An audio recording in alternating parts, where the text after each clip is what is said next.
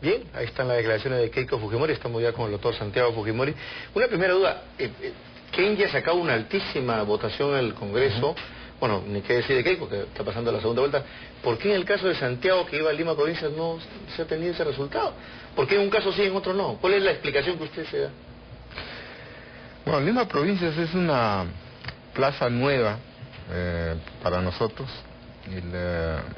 Hay una suerte de regionalismo muy acentuado. Ellos buscan votar siempre por alguna persona que sea originaria del lugar. Eso en primer lugar. En segundo lugar, hemos hecho una campaña no muy costosa, bastante franciscana. Ha habido bastante competencia por parte de otros candidatos, y también ha habido una pequeña confusión. Mucha gente ha votado por el número 3 pensando que estaba votando por Keynes, de tal manera que ese conjunto de factores han incidido para que no alcancemos el voto preferencial. ¿Es verdad que su sobrina a usted le pidió no estar en la lista del Parlamento? Sí, en principio yo estaba no muy animado para ser candidato.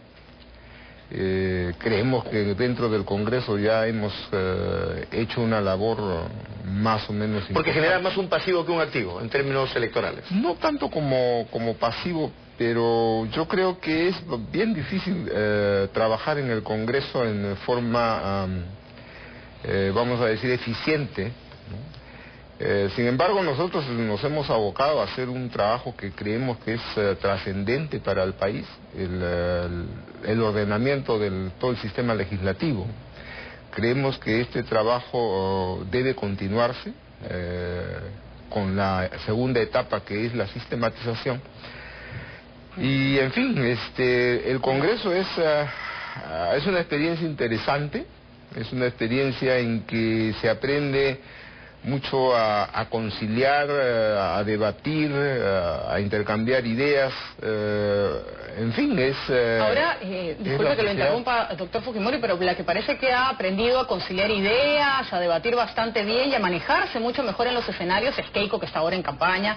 La hemos visto ayer en el programa Sin Medias Tintas, y creo que los peruanos se han visto sorprendidos por las declaraciones que ha dado. Hace mucho tiempo se le pedía que haga un deslinde claro de los delitos que se cometieron en el gobierno de su padre, y por fin lo dijo, lo ha reconocido y ha asegurado, o por lo menos nos ha dado su palabra, de no cometer esos mismos errores. ¿Cómo ha tomado usted? ¿La escuchó? Me imagino en la televisión, ¿le sorprendió sus declaraciones? Porque dijo que los asesores le han dicho que se quede callada.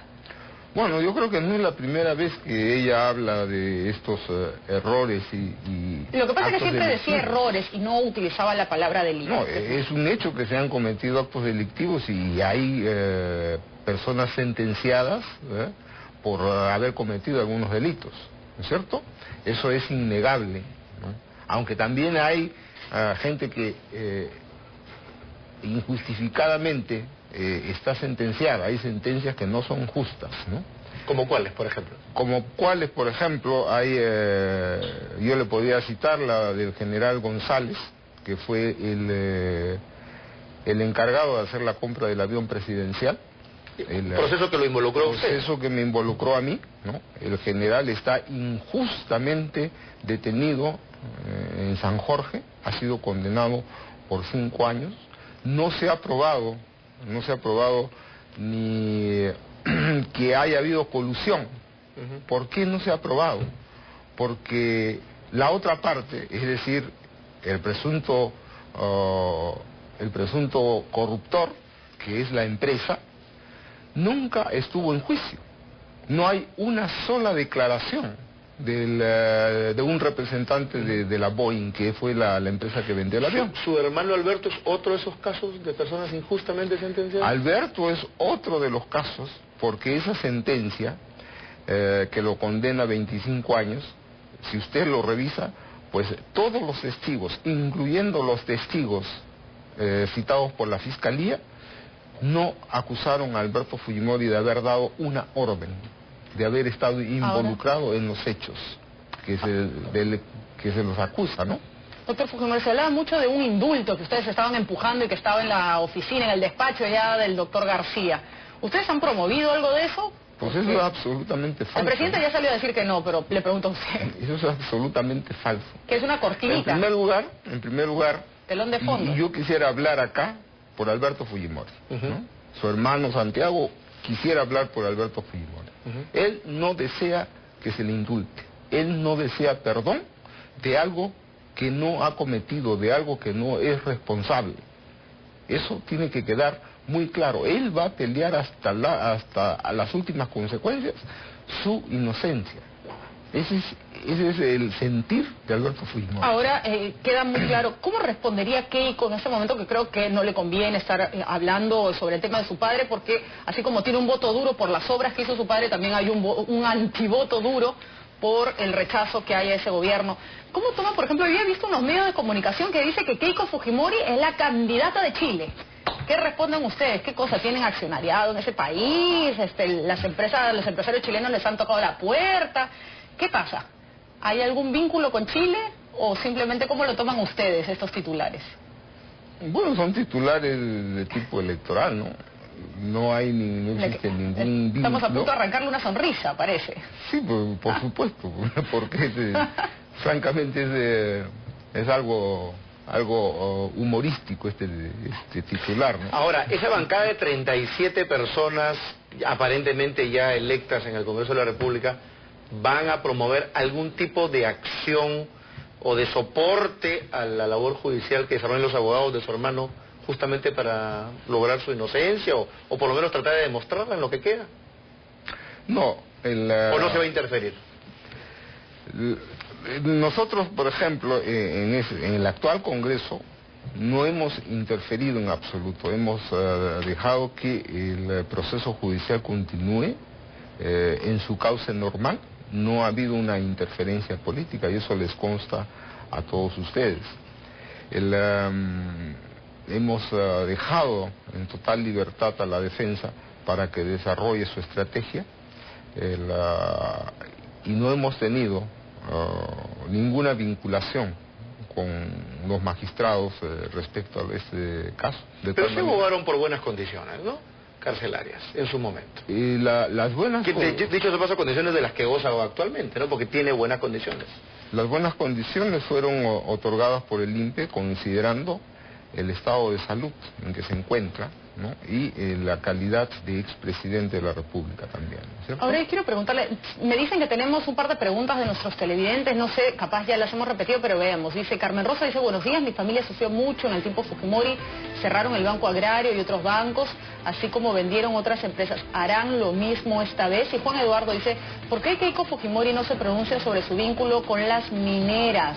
¿Realmente no será influenciada al ser accionista de una de estas empresas? A ver, yendo a la primera pregunta. A 1990, las empresas públicas en el Perú estaban totalmente quebradas. Arrojaban un monto de 2.500 millones de dólares de déficit al año. La banca de fomento estaba también totalmente quebrada, tenía unos pasivos enormes, una cartera pesada, de créditos que se habían otorgado prácticamente sin garantías. Habían créditos irrecuperables. Para el Estado era muy oneroso mantener este tipo de empresas por los déficits y por las carteras pesadas que se mantenían. Entonces había que hacer un sinceramiento, como se decía en aquella época, y creo que fue una de las medidas lamentables que se tuvo que tomar, pero necesarias, para que la economía del país pudiera recuperarse, en primer lugar. En segundo lugar, hoy día las empresas públicas no están en la situación en que se encontraban en 1990.